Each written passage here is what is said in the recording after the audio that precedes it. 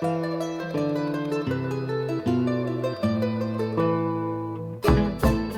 make up half of the world's population, but only a fifth of the world's decision makers. Women lack the power to make and influence decisions that affect their lives. It's therefore no surprise that most of the world's poorest people are women.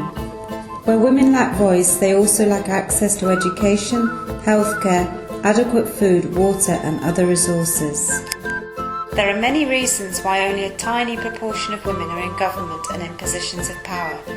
Women are expected to raise children, do most of the housework, and often work outside the home.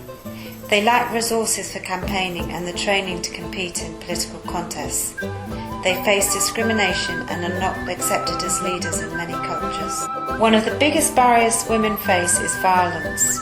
In the home, in the streets, and in political spaces, women are targets of violence simply because they are women. In Bolivia, despite progressive laws and quotas in place, women face enormous challenges before they can enter the political arena. Those who do succeed face violence and intimidation. All over Bolivia, elected women are being forced to resign their posts, prevented from carrying out their functions, and attacked when questioning the actions of their male colleagues. I was accused of only working with women and being interested only in women's activities.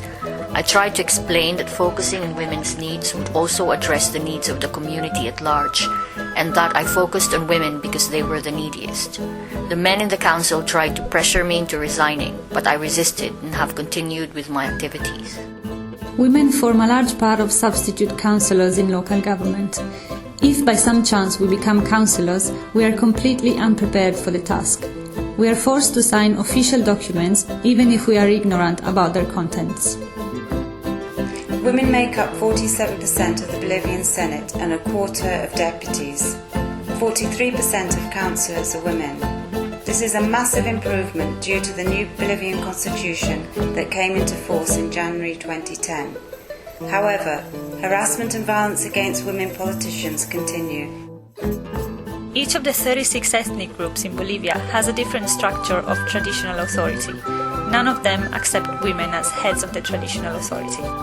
Despite the huge challenges they face, women want to participate in politics. This is the only guarantee that their rights and welfare will be directly addressed. I am the substitute of the mayor. Because I was questioning some of his dealings, he demanded that I leave. I told him that I would leave, but that I would not go alone. Since then, he has calmed down and is more accepting of me. All elected women councillors in San Andres have organized themselves and they have been very supportive. ACABOL is the Association of Women Councillors in Bolivia. It has over 2,000 members across different political parties. Founded in 1999, ACABOL has successfully provided training and support for women councillors to run election campaigns, learn more about local government administration, and understand how best to carry out their public duties. At the national level, ACABOL has successfully lobbied for the equal representation of women. The Citizens Grouping and Indigenous Nations Law requires that candidate lists of citizens' organisations and indigenous groups have 50% women and 50% men. To tackle political violence against women, ACABOL is now pressing for the passage of a law against harassment and gender-based political violence.